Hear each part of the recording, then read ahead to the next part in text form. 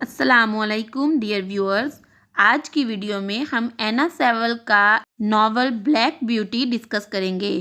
یہ اینا سیول کا ان کی زندگی میں پبلش ہونے والا ایک ہی ناول ہے جو آج کی 10 ورلڈ بیسٹ سولڈ ناولز میں سے ایک ہے۔ ناول کی آج تک 50 ملین کاپیز بک چکی ہیں۔ اس ناول کی شہرت کی وجہ اس کا تھیم ہے۔ اس کا تھیم یہ ہے کہ وہ جانور جو کام کرتے ہیں ہمیں ان کے ساتھ اچھا برتاؤ کرنا چاہیے۔ اینا سیول کی بچپن میں ہی فوٹ انجری ہو گئی تھی جو کہ بعد میں بہت سیویئر ہو گئی۔ یہ 19th سینچری کی بات ہے جس میں زیادہ تر لوگ سفر کرنے کے لیے ہارس کارٹ کا استعمال کرتے، لیکن اگر سفر لمبا ہوتا تب لوگ سٹیم انجن بھی یوز کرتے تھے، البتہ ہارس کارٹ بہت ہی کامن تھے۔ فوٹ انجریز کی وجہ سے شارٹ ڈسٹینس بھی کور کرنے کے لیے اینا سیول کو ہارس کارٹ کا یوز کرنا پڑتا۔ انگلینڈ میں اس وقت گھوڑے کی ناک میں نکیل ڈالی جاتی تھی تاکہ وہ سر اٹھا کر چلے، اور یہ گھوڑے کے لیے بہت ہی تکلیف دہ عمل ہوتا تھا، اور یہ کرول ایکٹ اس ناول میں بھی کنڈیم کیا گیا ہے اور جانوروں کے ساتھ رحم دلی اور محبت سے پیش آنے کو سجیسٹ کیا گیا ہے۔ اینا سیول کو اینیمل سے بہت زیادہ لگاؤ تھا، اسپیشلی ہارسز کو وہ بہت پسند کرتی تھیں، لیکن اس وقت کے لوگوں کو اس بات کا احساس ہی نہیں تھا کہ وہ جانوروں کی فیلنگز کو ہرٹ کر رہے ہیں اور ان کے ساتھ مس ٹریٹ کر رہے ہیں۔ تو جانوروں کے لیے ہمدردی جیسے جذبات پیدا کرنے کے لیے اینا سیول نے اس ناول میں جو سٹوری ہے وہ گھوڑے کی زبانی ہی بیان کی ہے، یعنی یہ ناول گھوڑے کی آٹوبایوگرافی ہے جس میں گھوڑا اپنی زندگی کے ایکسپیرینسز کو بیان کرتا ہے۔ Let's begin the story. So welcome to my channel learning studio 786۔ سب سے پہلے اسٹوری سے ریلیونٹ کچھ ڈیٹیل دیکھتے ہیں۔ اس ناول کا نام ہے بلیک بیوٹی، رائٹر کا نیم ہے اینا سیول۔ ان کی ڈیٹ آف برتھ 30 مارچ 1820 ہے اور ڈیٹ آف ڈیتھ 25 اپریل 1878 ہے۔ یہ ناول 1871 سے 1877 کے بیچ میں ہی لکھا گیا، جبکہ اسے 1877 میں پبلش کروایا گیا۔ اس سٹوری کی جنر ناول ہے اور چلڈرنس لٹریچر، یعنی یہ کہانیاں بچوں کو بھی بہت پسند آتی ہیں۔ اب اس کہانی کے کریکٹرز کو ڈسکس کرتے ہیں۔ اسکوائر گارڈن، فارمر گرے، میری لیگز، جنگر، ڈچیس، بلیک بیوٹی اور بہت سے کریکٹرز ہوں گے جو ہم سٹوری کے ساتھ ساتھ ڈسکس کرتے رہیں گے۔ اس سٹوری کی سیٹنگ 19th سینچری انگلینڈ میں رکھی گئی ہے اور یہ سٹوری دی آٹوبایوگرافی ہے ایک ہارس کی، یعنی وہ اپنی زندگی کی کہانی خود ہی اپنی زبانی سناتا ہے۔ اس ناول کو 4 پارٹس میں ڈیوائیڈ کیا گیا ہے، جبکہ اس ناول کا تھیم ہے کرولیٹیز اور انفیئر ٹریٹمنٹ، جو جانوروں کو انسانوں کے ہاتھوں برداشت کرنا پڑتا ہے۔ خاص طور پہ یہاں گھوڑے کی بات کی گئی ہے۔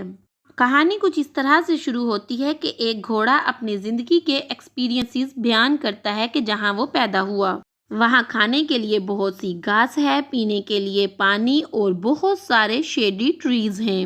وہاں پہ ایک باڑ لگی ہوئی ہے اور اس باڑ سے پرے بہت سے کھیت ہیں اور ایک ندی بھی ہے۔ وہاں اس ہارس کے ماسٹر کا گھر بھی ہے۔ ہارس جس کا نام بلیک بیوٹی ہے، اس کی ماں کا نام ڈچیز ہے۔ اس کی نیچر بہت سویٹ ہے اور یہ اپنے ماسٹر کو دیکھتے ہی ہنہناتی ہے اور یہ ماسٹر کی فیورٹ بھی ہے۔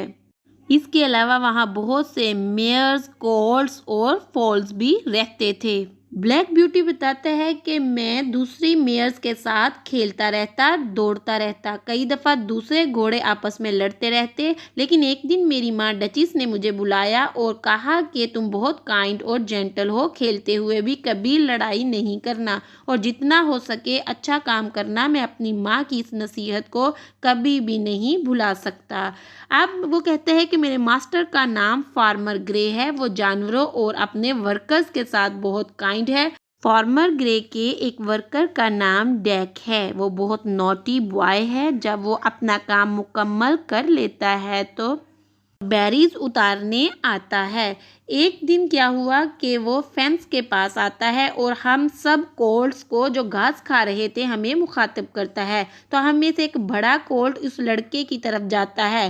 डैक ने क्या किया कि कोल्ट को तेज़ दौड़ने के लिए कहा और जब वो घोड़ा दौड़ने लगा तो एक स्टिक उठाकर इस कोल्ट की चेस्ट पर मारी। कोल्ट्स हिनहिनाते हुए दौड़ने लगे तो मैं भी उनके साथ दौड़ने लगा। तो डैक ने पीछे से पत्थर फेंके, हम पे स्टिक्स फेंकी। हमें इसकी गेम अब समझ में आ गई है। एक दिन वो मुझे भी पत्थर मारता है जिससे मुझे बहुत तकलीफ होती है और हम सब घोड़े उसे पसंद नहीं करते हैं। एक दिन फार्मर ग्रे डैक को पत्थर मारते देख लेता है तो उसको बाजू से पकड़ लेता है और खूब डांटता है और इसे कहता है कि ये तुम्हारी पहली और आखिरी गलती होनी चाहिए। और हम सब घोड़े बहुत खुश हुए।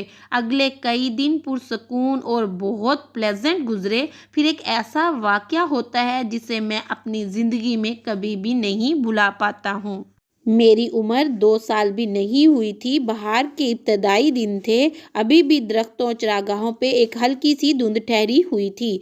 मैं और दूसरे बछेरे खेत के ज़ेरी हिस्से में चल रहे थे जब हमने खासी दूर से ऐसी आवाज़ सुनी जो कुत्तों की चीख मालूम होती थी।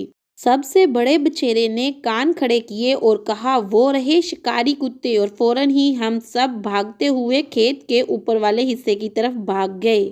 वहाँ पर मेरी माँ और मेरे मालिक का एक बूढ़ा सवारी का घोड़ा भी नज़दीक ही खड़े थे और लगता था वो इस बारे में सब जानते हैं। मदर हॉर्स ने कहा कि ये एक हंट है।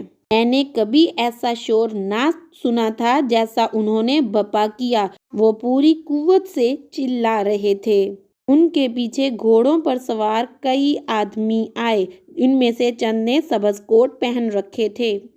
वो पूरी रफ्तार से घोड़े भगा रहे थे। बूढ़े घोड़े उन्हें गौर से देख रहे थे और हम बछेरे भी उनके साथ सरपट भागना चाहते थे, मगर वो जल्द ही नीचे की तरफ खेतों में पहुंच गए। अब कुत्तों ने भौंकना बंद कर दिया और ज़मीन से नाक लगाकर चारों तरफ भागने लगे। बूढ़े घोड़े ने कहा कि शायद अब खरगोश बच जाए। तो मैंने पूछा, कौन सा खरगोश? अब मैंने सोचा कि ये खरगोश शायद हमारे जंगल के खरगोशों में से ही कोई होगा। जो भी रैबिट मिल जाएगा आदमियों और कुत्तों के पीछा करने को काफ़ी होगा। जल्द ही कुत्तों ने भौंकना शुरू कर दिया और पूरी रफ्तार से भागते हुए सीधे हमारी चरागाह की तरफ आए। और मेरी माँ ने कहा, अब हम खरगोश देखेंगे। और इसी वक्त खौफ से पागी एक खरगोशनी तेजी से दौड़ती हुई दरख्तों की तरफ भागी। कुत्ते आए और तेजी से किनारे पर से गुजरे, नदी पर से छलांगे लगाने लगे। 6 या 8 आदमी कुत्तों के ऐन पीछे अपने घोड़े को साफ नदी के ऊपर से छलांग लगवाकर ले गए। खरगोशनी ने बाढ़ में से गुजरने की कोशिश की, लेकिन ये बहुत ठीक थी। खरगोश उसमें गुजर ना पाया और कुत्ते वहशियाना चीखें बुलंद करते इस पर टूट पड़े। शिकारियों में से एक तेजी से घोड़ा भगाकर पहुंचा और कोड़े मारकर कुत्तों को पीछे कर दिया। इसी दौरान एक शिकारी का घोड़ा नदी फलांगते हुए अपना बैलेंस बरकरार ना रख पाया और वहां पे गिर गया और आदमी की गिरते ही गर्दन टूट गई और वो वहां पे कराहता रहा और बिल्कुल भी हिल ना पाया।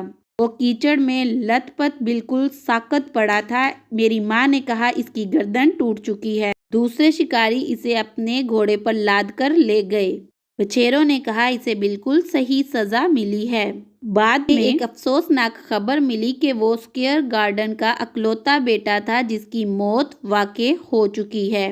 मेरी माँ ने कहा, अगरचे मैं एक बूढ़ी घोड़ी हूँ, मैंने बहुत कुछ सुना है, लेकिन मैं ये समझ नहीं पाई कि लोग इस खेल के इतने शौकीन क्यों हैं। अक्सर अपने आप को जख्मी करवा लेते हैं, अच्छे घोड़ों को बर्बाद कर देते हैं, खेतों को उजाड़ डालते हैं, सब एक खरगोश के लिए या लूमड़ के लिए या बारासिंगे के लिए। वो किसी और तरीके से भी इसे बाआसानी हासिल कर सकते हैं, मगर हम महज घोड़े हैं और इल्म नहीं रखते। अभी ये इस नॉवल के फर्स्ट 2 चैप्टर्स हैं। इस नॉवल की रिमेनिंग स्टोरी मैं नेक्स्ट वीडियो में डिस्कस करूंगी। यहीं पे इस वीडियो का इख्तिताम होता है।